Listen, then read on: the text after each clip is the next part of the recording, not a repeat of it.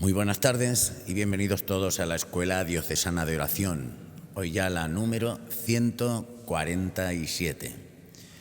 Seguimos con la presentación por parte del señor arzobispo de la oración del rey David, hoy en su tercera parte y en el libro segundo de Samuel, en su capítulo 22 del 1 al 7, nos presentará la oración de alabanza, podríamos decir.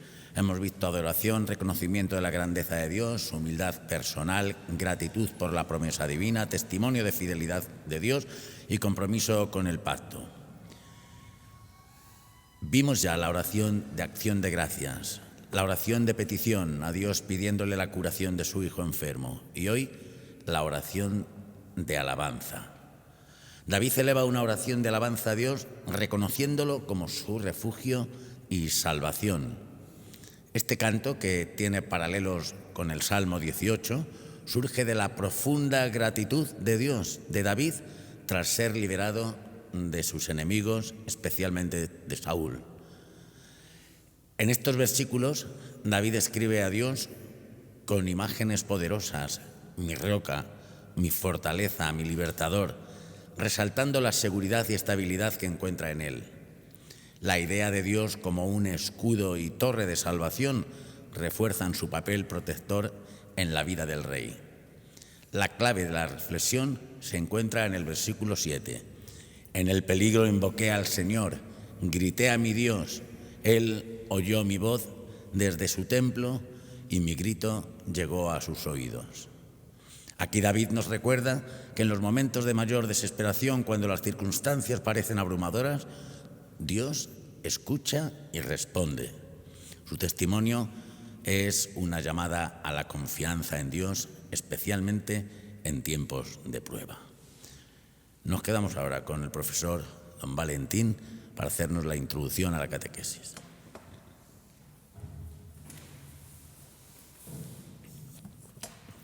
El rey David es maestro de oración.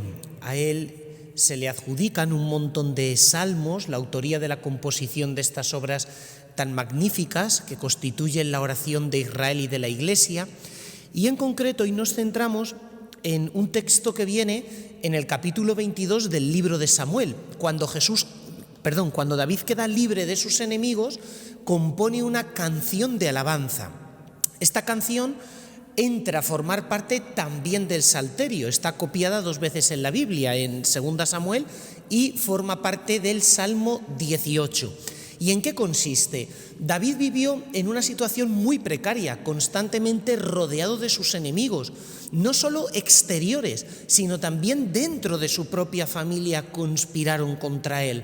Tuvo que vivir el golpe de estado de uno de sus propios hijos. Durante años vivió errante, escondiéndose por cuevas en el desierto de Judea y hasta tuvo que ser vasallo de los propios filisteos porque sus hermanos judíos le buscaban para matarle. Es como una imagen del justo perseguido. La persecución más dura no es la que te viene de fuera, sino la que experimentas dentro. Por eso, una vez que se ve libre de sus enemigos, exalta con gozo a Dios diciendo: yo te amo, Señor, tú eres mi fortaleza. La situación era desesperada, dice: me cercaban olas mortales y torrentes destructores me aterraban. El salmo, este canto de alabanza, describe una situación de oscuridad completa y cómo el Señor en mitad de la noche es luz. Es muy curioso que en este salmo la alabanza aparece como fruto de la liberación. Aquel que ha experimentado la liberación de Dios ya solo puede vivir para engrandecer a Dios. Pero es que además la alabanza tiene otra finalidad y es acrecentar la confianza de los demás fieles. David quiere que al leer su canción nosotros, en medio de las pruebas de la vida, crezcamos en esa misma confianza. Muy curioso es que en las batallas del pueblo de Israel, por ejemplo en la época de Josué o de Moisés, Dios intervenía milagrosamente. Sucedían cosas como que se abrían las aguas del Jordán o las aguas del Mar Rojo, pero en las batallas de David no. O sea, la acción de Dios se esconde a través de las acciones humanas. Entonces, muy bonito cómo en este salmo de alabanza, David, con una mirada profunda, no superficial, reconoce la acción de Dios en medio de su vida ordinaria, porque Dios no interviene milagrosamente para librarlo de sus enemigos. Son batallas, podríamos decir, humanas, o que a algunos enemigos les sobreviene la muerte natural, pero David ve la mano de Dios en cada acontecimiento escondido. Y finalmente, lo más importante es que el rey David siempre adjudica a Dios todos sus éxitos. Dios es la causa de sus éxitos. Nos recuerda muchísimo aquella frase que pronunció Jesús en el Evangelio de San Juan: sin mí no podéis hacer nada. O, por ejemplo, una frase preciosa que a mí me gusta mucho repetir y que viene en el himno de la carta a los Colosenses de San Pablo: todo se mantiene en Él, todo se mantiene en Él. Desde la vida natural hasta todo lo que el Señor nos regala, cada talento, cada don, todo es fruto de su acción. Y de ahí nace nuestra alabanza, exaltar la grandeza de Dios. El rey David es maestro de oración, como nos acaba de decir Valentín, es maestro de oración, como también lo explicaba el delegado de espiritualidad, es maestro de oración. Y es maestro de oración porque enseña a orar desde su profunda confianza en el Padre, Dios, y porque lo hace desde la vida, o sea, es maestro de oración desde la vida. Por eso, hoy, ya en el último y tercera catequesis que tenemos sobre el rey David, vamos a hablar de la alabanza en el rey David, fruto de que el Señor ha triunfado en su vida y que realmente le ha librado de sus enemigos. Yo cuando meditaba y preparaba esta catequesis, recordaba una anécdota en la vida de Santa Margarita María de Alacoque, que tanto cita, por supuesto, el Papa en Dilesis Nos, sobre el corazón de Jesús. En la vida de Santa Margarita, ella tiene también experiencia de los enemigos, incluso desde dentro de su monasterio, y es muy bonito lo que le dice el corazón de Jesús: tendrás enemigos, se pueden oponer a ti, pero al final barreré a todos tus enemigos, no podrán contra ti. Y esto es un poco la experiencia que tiene también el rey David. La alabanza en el rey David significa, primero y fundamentalmente, que es un Dios vivo el que él sigue. Los vivos son quienes te alaban, como yo ahora. Refleja mucho en todo el tema de la experiencia que tiene el rey David y que refleja en los salmos. Es la experiencia de un Dios vivo. Mi Dios está vivo, no está muerto, dice una canción. Pero es así, es un Dios vivo. Es un Dios que experimenta con el rey David una experiencia viva, ¿no? En medio de sus dificultades. Una persona que, si algo se puede decir que es el rey David, es una persona que ha vivido intensamente la vida. Ha tenido todo tipo de experiencias, ¿no? Desde caminar detrás de las ovejas, desde ser elegido, desde aparentemente, como dijo el profeta, el hombre mira las apariencias, pero Dios mira el corazón, y el corazón del rey David era un corazón según el corazón de Dios, hasta tantas y tantas experiencias, ¿no? Pues se le revela a su hijo Absalón, tiene que huir por las cuevas de los desiertos, experimenta las dificultades de la vida, tiene tantas dificultades. Es decir, el rey David es una experiencia, también conoce la amistad humana, también conoce lo que significa el sufrimiento, también conoce el que podía haberse vengado de sus enemigos y no lo hace. No tocaré al ungido del Señor, dice. Entonces, la primera clave que estamos meditando en una escuela diocesana de oración, aprender a orar orando con el rey David, pecador y creyente, un hombre según el corazón de Dios, es esto.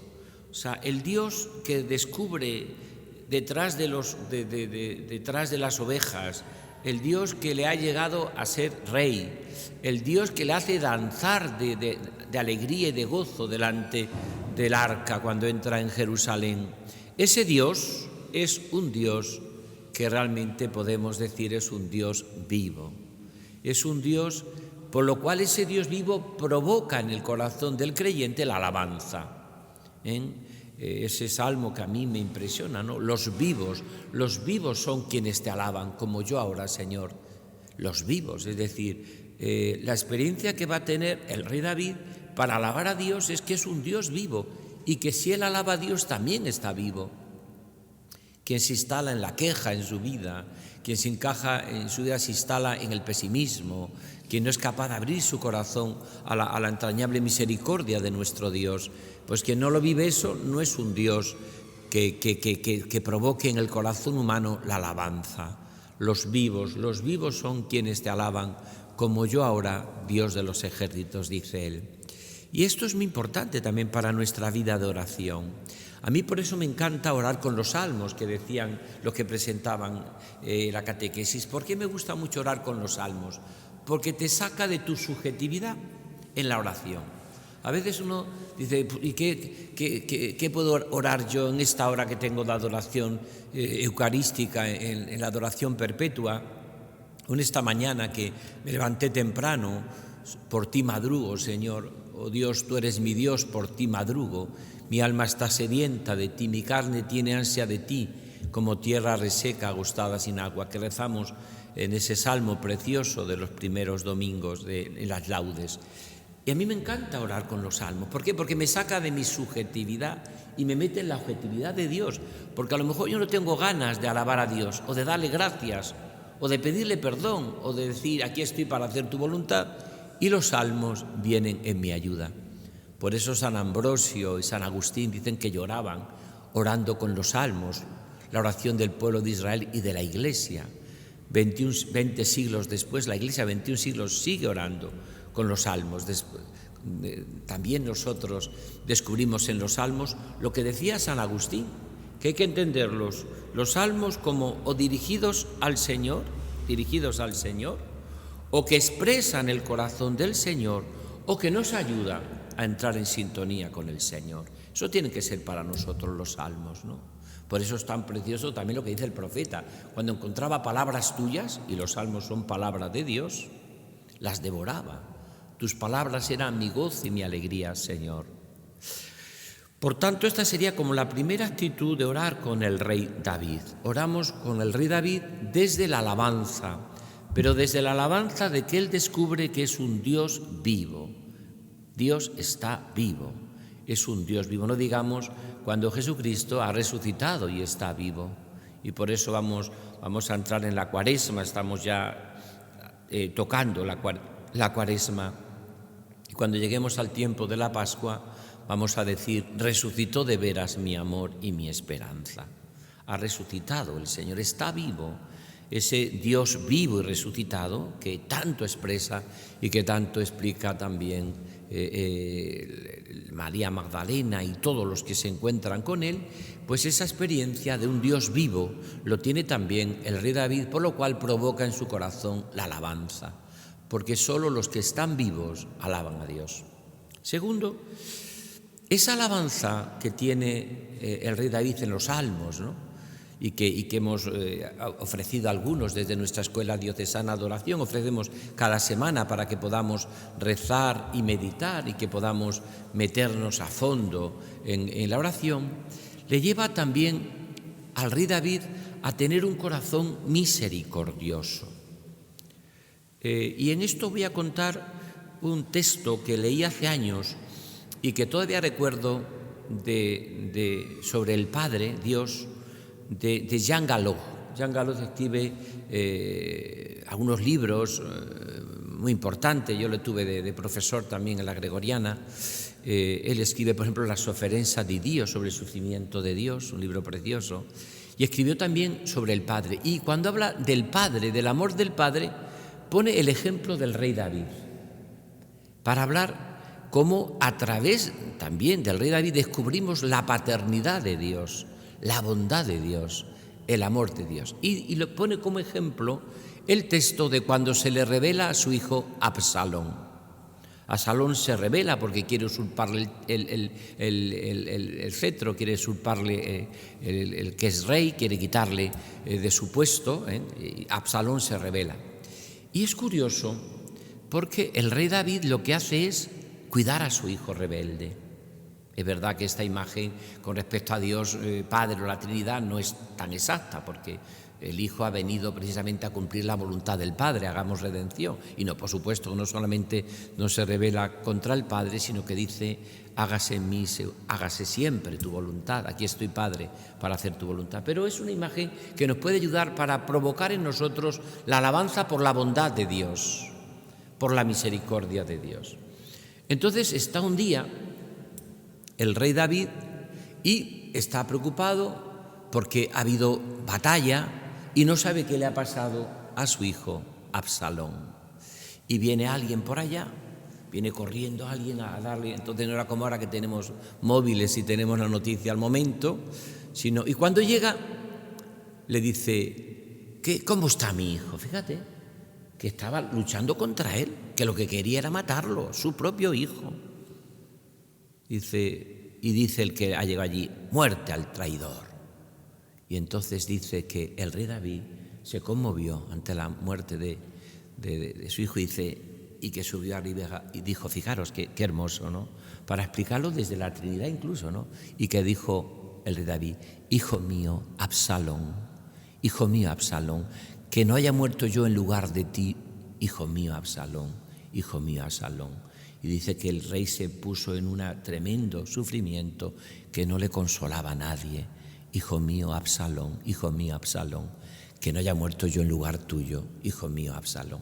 Fijaros que en el fondo esta es la clave de un hombre que alaba a Dios. No hay alabanza a Dios en la oración, mientras que yo no descubra que soy amado. Dile si nos amó.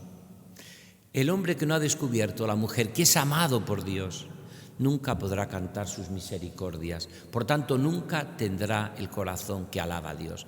Más bien lo que hará será soportar la voluntad de Dios. Como mucho lo que hará será, pero la persona, como vemos en esta escena del rey David con su hijo Absalón, allá en aquella azotea donde le llega aquel pensando que le va a dar la noticia mejor porque se había revelado, Absalón había muerto, muerte al traidor, que muera el traidor. Y él, con corazón de padre, olvida todo. Hijo mío, Absalón, que palabra decía Jean Galot en este libro, el padre, lo decía, ¿no? Dice que es uno de los textos más bellos para descubrir la profunda misericordia del Padre en un corazón humano y pecador, como era, por supuesto, David, y que, por supuesto, no tiene reflejo porque el Hijo, cuando se encarna, no se rebela contra el Padre, sino que viene a cumplir la voluntad del Padre. Pero es importante estas dos claves para entender lo que significa la alabanza a Dios. No hay alabanza a Dios, no hay cantar la fiesta del amor de Cristo, no hay el gozo de la misericordia del Señor que te lleva a la alabanza si uno no se descubre amado profundamente por el Señor. Y esta es la experiencia que hace el orante, que hace el místico, que hace el contemplativo. Nadie podrá arrebatarme el amor de Dios. Porque, como os he dicho, estas últimas catequesis, por lo que a mí me ha impresionado del libro de Bernanos, en el diario de un cura rural, si yo no me meto en esta actitud de alabanza porque he descubierto la misericordia de Dios, decía Bernanos, lo más fácil del mundo es odiarme. Lo más fácil del mundo es odiarme. Y es precisamente lo que nunca provoca Dios en nuestro corazón. Dios nunca nos lleva a odiarnos, nos lleva a mirarnos con los ojos de su misericordia y de su amor. Y eso es lo que provoca la alabanza. Los vivos son quienes te alaban. Lo que provoca la alabanza en el corazón humano es que soy amado. Por eso yo le digo a todo el mundo, y me lo digo a mí mismo como mi propia experiencia de oración, que no tengo derecho a mirarme más que desde los ojos de misericordia de Dios. Porque todo lo que sea no mirarme desde los ojos de misericordia de Dios, o me llevan al odio, que decía Bernanos, pone en boca del cura, el cura de diario de un cura rural, o me hago un soberbio tremendo. Algo así como los que se fueron a vivir los esenios en el Qumrán, que solo podían entrar allí, en aquella comunidad, los perfectos físicamente, espiritualmente, no podían entrar. Y si una persona tiraba cualquier defecto ya no entraba, porque aquello era para los perfectos. Y aquella comunidad que esperaban el fin del mundo allá, en el Mar Muerto, era para los perfectos. El cristianismo no es para los perfectos, es para los que tú y yo y todos los que queremos ser y seguir a Jesús, descubrimos nuestra miseria, nuestro pecado, pero lo vivimos con las entrañas de misericordia, como lo vive el rey David. Vosotros que no iba a conmover al corazón de Dios, este hombre que es atacado por su hijo Absalón, que le quiere quitar el trono, que lucha por él, que está por todos los medios tratando que ha creado su propia golpe de Estado para poder quitarle. Y el rey David se olvida de todo eso para descubrir que es su hijo, el hijo de sus entrañas. Hijo mío, Absalón, que no haya muerto yo en lugar tuyo, hijo mío, Absalón. Esto es lo que provoca en el corazón del creyente, en el corazón del hombre que se pone delante de Dios como vosotros, aquí en la adoración perpetua, esa actitud de agradecimiento, de alabanza, que es un poco lo que reflejan muchos de los salmos que dicen que son del rey David. Otros dicen que sí son de Salomón, pero hay siempre, hay que digan los exégetas o los que estudian en profundidad la Biblia, los estilos.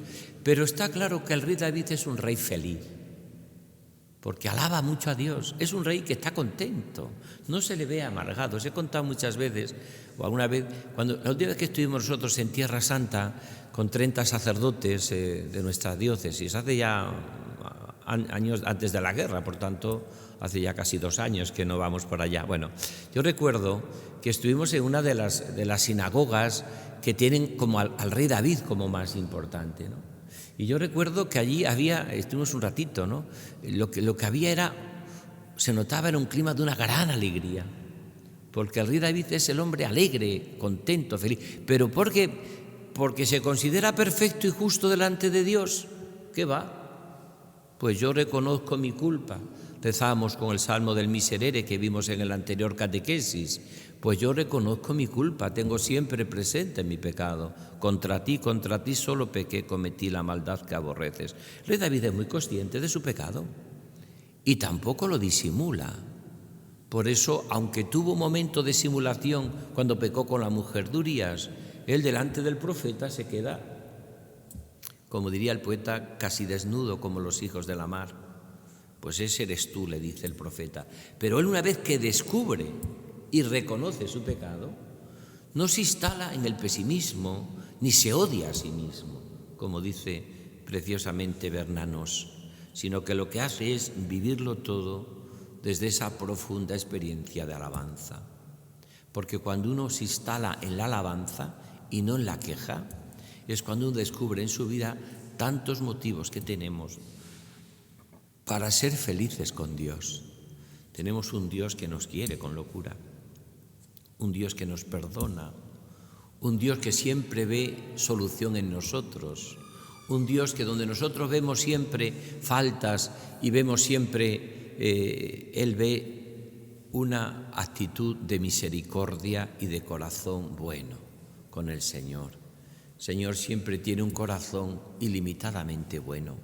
El Padre tiene ese corazón ilimitadamente bueno para hacernos vivir y vibrar con la misericordia.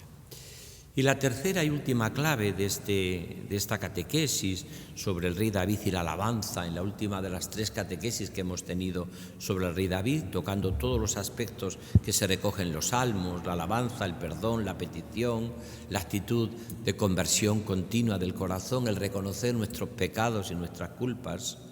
Pues yo creo que en ese sentido a mí me parece que nos puede ayudar mucho el vivir con los sentimientos del corazón de Cristo. Porque el rey David experimenta algo en su vida que no es fácil, ¿no? Y es él vivirlo siempre todo con esperanza. Ahora que estamos precisamente en este año del jubileo de la esperanza, estamos también pidiendo muchísimo por la salud del Papa Francisco y por su pronta recuperación. Pues es hermoso porque, fijaros, que la clave de nuestra vida siempre es la esperanza. Y la esperanza es lo que el rey David vive en la práctica. ¿Qué es la esperanza? Pensar que mi vida desde Dios siempre tiene solución. Punto. Eso es la esperanza. Pensar que mi vida desde Dios siempre tiene solución. ¿Cuándo hemos perdido la esperanza? Cuando tiramos la toalla y ya no tengo solución. Yo me acuerdo cuando estaba en Valladolid, que una vez dando una vuelta con un chico que tenía problemas de droga, allá en una de los paseos, recuerdo allá, me decía, ya mayor, muy mayor, me decía, es que yo ya después de todo esto, después de mi experiencia, yo ya, ¿qué solución me queda? Llevo metido muchos años en este mundo, es un mundo tremendo, ¿qué esperanza me queda? ¿Qué esperanza me queda?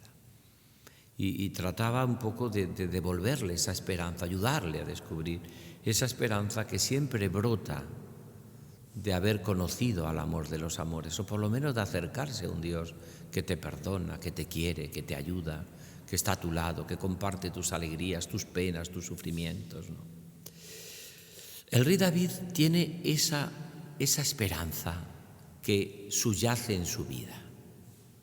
Claro, habrá pocos pecados que no habrá cometido el rey David.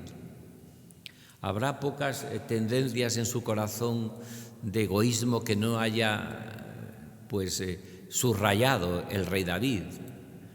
Así todo, era un hombre feliz que es capaz de danzar, aunque se rían de él, y hacer piruetas delante del arca cuando entra en Jerusalén, aunque algunas se ríen y algunos se ríen de él, porque es un Dios que provoca en su corazón la alabanza y no tiene absolutamente ningún complejo a la hora de alabar a Dios. Eso se ve en el rey David. Pero es verdad que el rey David no se queda en sí mismo, no se queda en su propio, que es muy propio del que alaba a Dios. Y esto nos hemos pasado a veces nuestra vida siendo nosotros totalmente el centro de todo. La alabanza lo que hace es poner el centro en el amor de Dios. La alabanza lo que te hace es descubrir que somos infinitamente amados por Dios. La alabanza lo que te hace es, pues yo reconozco mi culpa, tengo siempre presente mi pecado. Contra ti solo pequé, cometí la maldad que aborrece, dice el Salmo 50, que tiene que ser un salmo referencial para nuestra vida, como el Salmo del Buen Pastor y otros muchos salmos, ¿no? Pero qué importante es descubrir esto, ¿no? ¿Qué hace el rey David? Agradecer a Dios, alabar a Dios. Me puedo pasar la vida quejándome porque tengo poca salud, pero puedo dar gracias a Dios y alabar a Dios porque estoy vivo. Me puedo pasar toda mi vida porque creo que tengo poca fe, pero puedo dar gracias a Dios porque sigo creyendo y sigo practicando y sigo viviendo. Puedo pensar porque estoy pasando una noche oscura en la fe, pero puedo dar gracias a Dios porque en esa noche oscura que estoy pasando y viviendo, nadie me podrá arrebatar el amor de Dios y sé de quién me he fiado. Pues esto es un poco lo que a mí me parece que en estos momentos tenemos que descubrir en nuestra escuela diocesana de oración, que nos acercamos a cerca de 150 catequesis visualizadas prácticamente en miles y miles de lugares del mundo, y que lo que pretendemos no es más ni más sencillo que aprender a orar orando. Por eso surgió en plena pandemia, por eso surge cuando no había posibilidad de nada, desde aquí, desde quisimos hacerlo no desde un laboratorio, no desde unos estudios, sino desde la capilla, donde se ora y se reza delante del Santísimo expuesto. Y con la intención fundamental de que aprendamos a orar orando. Por supuesto, desde la palabra de Dios. Lámpara es tu palabra para mis pasos, luz en mi camino. Por supuesto, contemplando a Cristo en la Eucaristía, la mayor presencia del Señor de Jesús en la Eucaristía, como está presente en su iglesia, en la liturgia o en los pobres también. Aquello que hicisteis a cada uno de estos mis hermanos más pequeños, a mí me lo hicisteis. Pero esta presencia que vive tan preciosamente el rey David nos ayude también a descubrir cómo vivo yo mi oración personal diaria con Jesucristo. Voy metiendo cada vez más en esa oración como gracia de Dios, pero voy metiendo la alabanza, la acción de gracias, la humildad, la petición de perdón. Aunque camine por cañadas oscuras, nada temo porque tú vas conmigo, tu vara y tu cayado me sosiegan. Estoy convencido, como dicen los salmos, de que nada ni nadie me podrá arrebatar el amor de Cristo, que lo repite también en Romanos 8 San Pablo. Nadie me podrá quitar el amor de Jesús, ni la aflicción, ni la angustia, ni la persecución, ni el peligro, ni el hambre, ni la espada, ni las potestades. En todo vencemos fácilmente, traducen algunas Biblias. Parece como que no a veces es tan fácil, ¿no? Pues él dice, fácilmente vencemos por aquel que nos ha amado, porque nada ni nadie nos podrá arrebatar el amor de Jesús. Por eso propongo a todos que vayamos al terminar al rey David, próximo ya sábado tendremos nos tocará otro personaje. Todo este curso estamos viendo los grandes personajes de la Biblia que nos ayudan, nos enseñan a orar, también a su manera. Es verdad que el gran orante es Jesucristo, pero es verdad que esa oración también lo hemos visto cómo lo reflejan también en el Antiguo Testamento Moisés, Abraham Jacob y tantos grandes personajes de la Biblia. Pero ahora nosotros descubrimos, en medio de nuestras dificultades y en medio de todo, cómo esta gente ha orado, ¿no? Y cómo los salmos que la Iglesia propone en nosotros como un manjar cada día, los salmos de una manera preciosa, como lo hacemos todos los días en las laudes, en las vísperas, en la liturgia de las horas, incluso en la misa, siempre rezamos un salmo responsorial. En el fondo lo que nos van ayudando todo esto es a descubrir nuestra unión con Jesucristo, con la Trinidad. Orar es una aventura de amor a corazón abierto de Cristo, que nos lleva al amor del Padre, como vemos, y tenemos que reflejar también nuestra vida, como lo refleja, por ejemplo, preciosamente el rey David, ¿no? En toda esa experiencia que él tiene de un amor como el amor de Dios nuestro Padre, ¿no? Y que él lo vive y que proyecta su propia paternidad también, aun en medio de las dificultades y de los sufrimientos.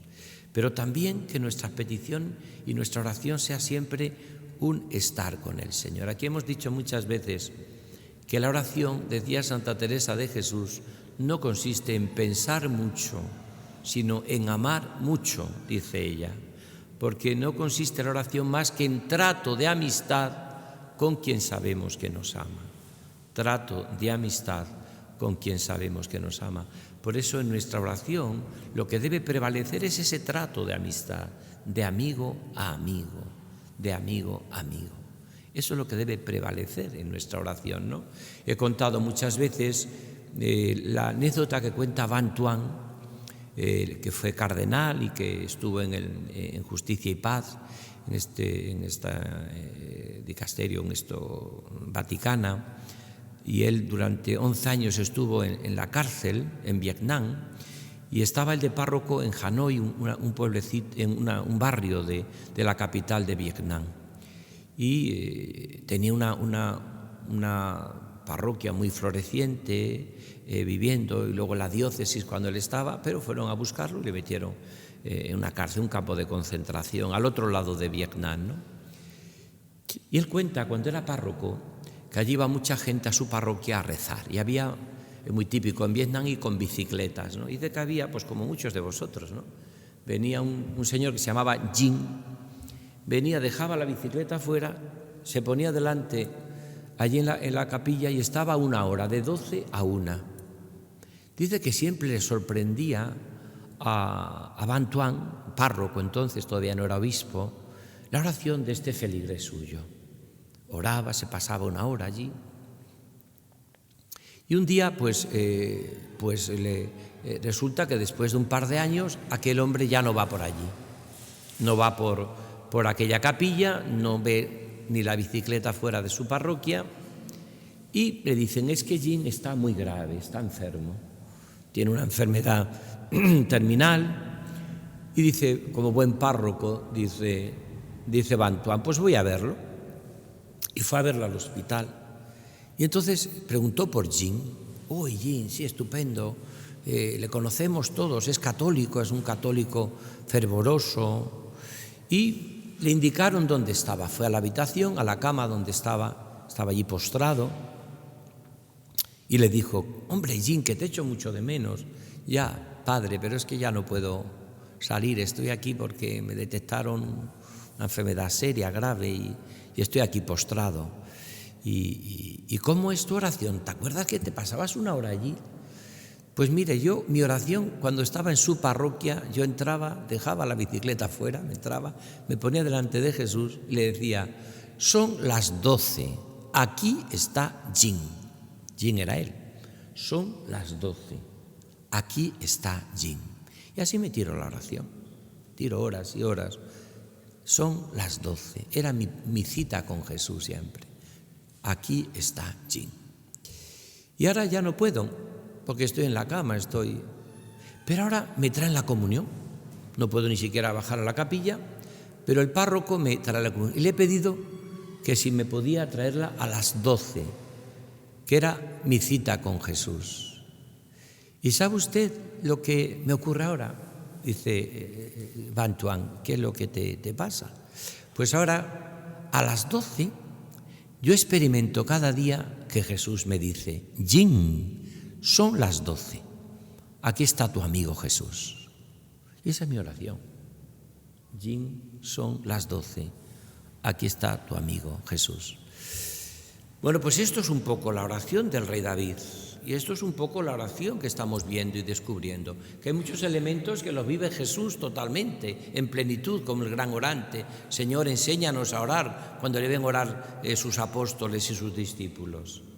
Y también va a ser lo que luego la tradición de la Iglesia, 21 siglos orante de Iglesia, con miles de místicos, hombres y mujeres que se han metido en el misterio de Dios, orando largamente, y que han hecho de la oración lo mejor de la vida, porque es el encuentro personal con Cristo. Quien ora siempre llega a buen puerto, decía Santa Teresa de Jesús. Quien deja la oración se pierde.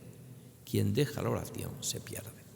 Pues vamos a mirar un momentito a Jesús en este cántico, como hacemos siempre en nuestra escuela diocesana de oración, donde aprendemos a orar orando, para descubrir cómo oraba el rey David con ese corazón que alaba a Dios. No puede estar triste el corazón que alaba a Dios.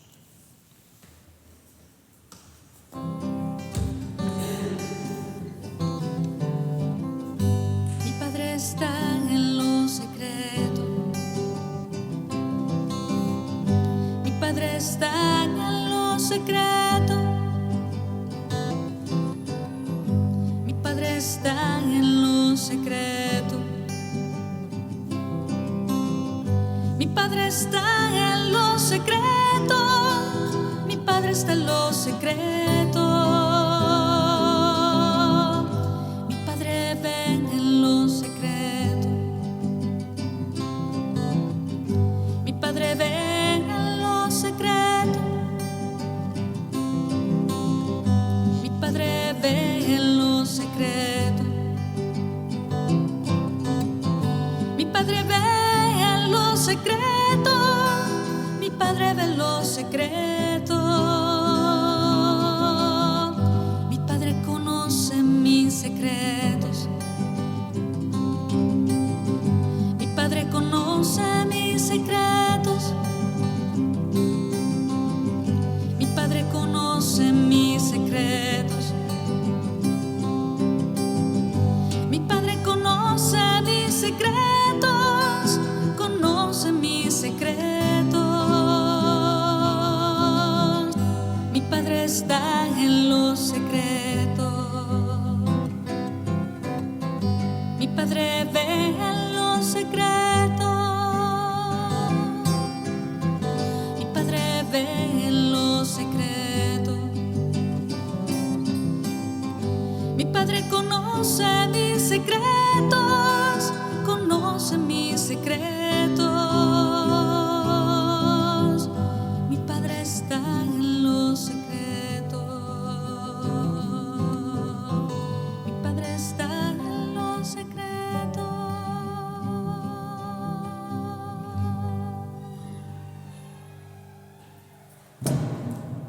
Bien, y en esta tarde de la Escuela Diocesana de Oración tenemos como testigo a Mercedes Muelas Ballesteros, madre de familia, casada con 5 hijos, miembro de la Acción Católica General y pertenece y vive su fe en la parroquia de San Juan de la Cruz de Toledo. Escuchemos su testimonio.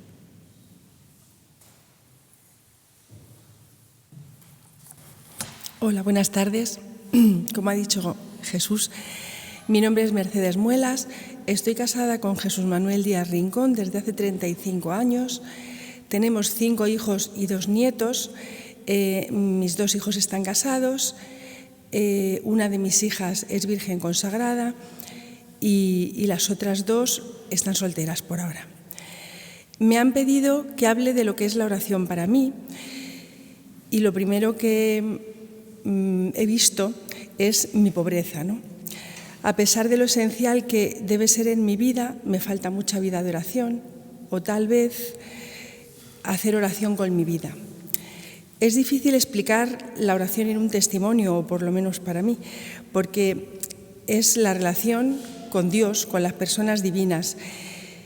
Es igual de difícil, o quizá más, que explicar la relación con un amigo, ¿no? Lo único que puedo decir es que en la vida es más fácil teniendo amigos, ¿no? Y si ese amigo es Dios, pues es algo ya insuperable. Hablamos de la relación de un alma muy pobre, como es la mía, con la inmensa grandeza que es Dios, pero que yo estoy convencida de que Él se abaja para escucharme, para hablarme, para quererme. Y creo que de lo único que se puede hablar así más claramente es de cómo llevar a la práctica esa vida de oración o esa oración en mi vida. Bueno, el pilar esencial de mi vida cristiana es la Sagrada Eucaristía.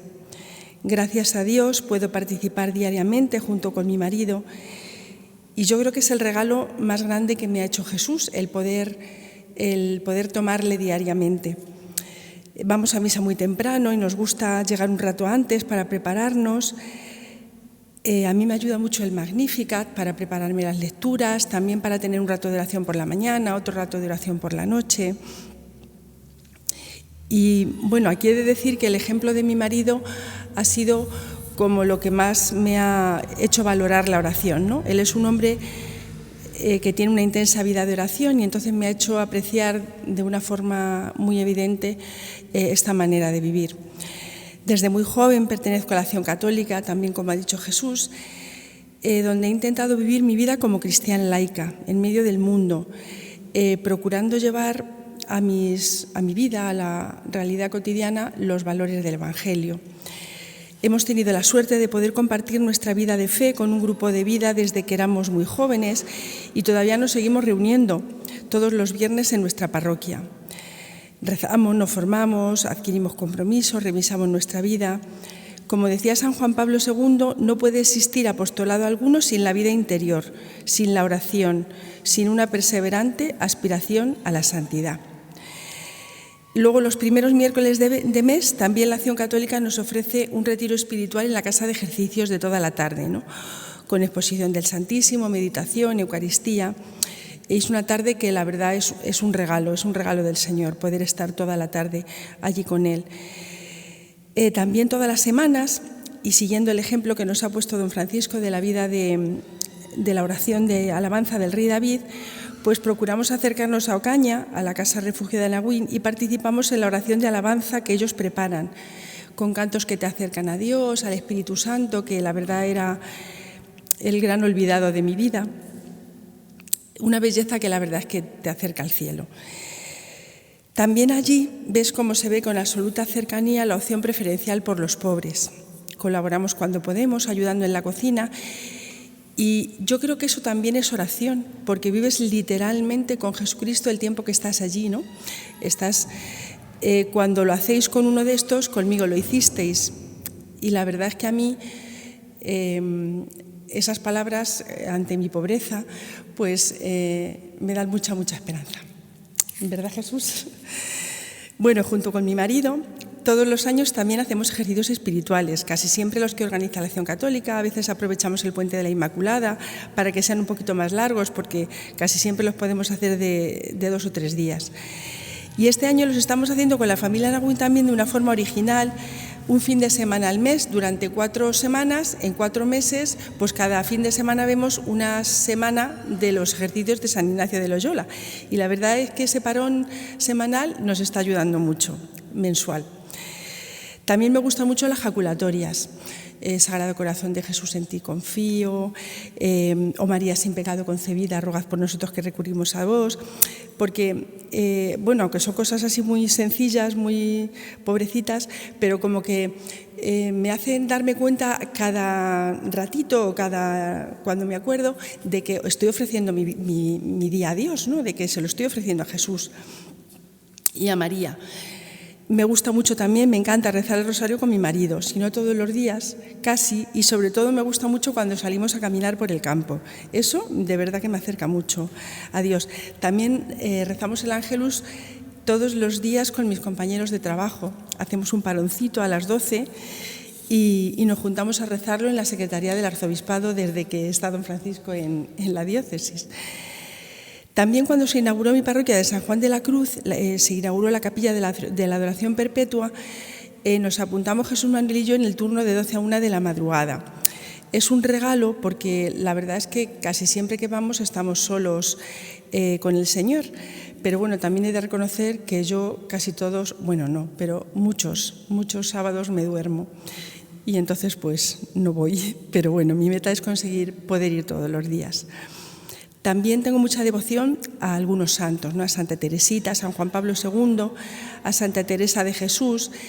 Leer su vida, volver a leerla y volver a leerla me edifica mucho. Y también pido muchas veces la intercesión pues, de otros santos o de personas que no son santas, de Antonio Rivera, de Leoní Martín, la hermana de Teresita, que me parece, yo qué sé, la perseverancia llegando a Dios. El Padre Pío, también Juana de la Cruz, don José Rivera. Bueno, me parece que, bueno, y estoy convencida de que he visto muchas veces su ayuda en mi vida, ¿no? Como que se hace muy real con esta intercesión de ellos la comunión de los santos, ¿no? La iglesia militante, la iglesia purgante, la iglesia triunfante, todos alabando a Dios, todos nos juntamos en realidad y alabamos a Dios. Y bueno, ya acabo, hasta aquí mi pobre testimonio, pero bueno, no puedo acabar sin dar las gracias a todas las personas, sacerdotes y laicos que me han acercado a Dios a lo largo de toda mi vida y que me han hecho comprender que como bautizada es esencial relacionarme de forma íntima con Jesucristo. Bendito sea Dios. Con el testimonio de Mercedes, desde su propia experiencia de oración, tan vivido en familia, y también pues desde esa experiencia de llevar a Jesús en su trabajo, en su vida de familia, en su parroquia, pues yo creo que nos ayuda mucho a descubrir cómo hay que ser orantes siempre, ¿no?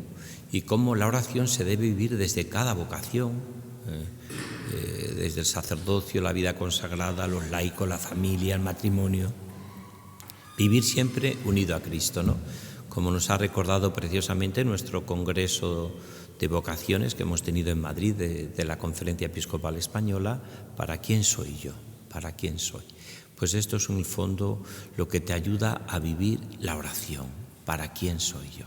Que descubra que soy para el Señor desde la vocación que cada uno vive. Soy para el Señor, como el rey David, que a pesar de su pecado, como creyente, con los salmos orados, vuelve una y otra vez a cantar las misericordias del Señor.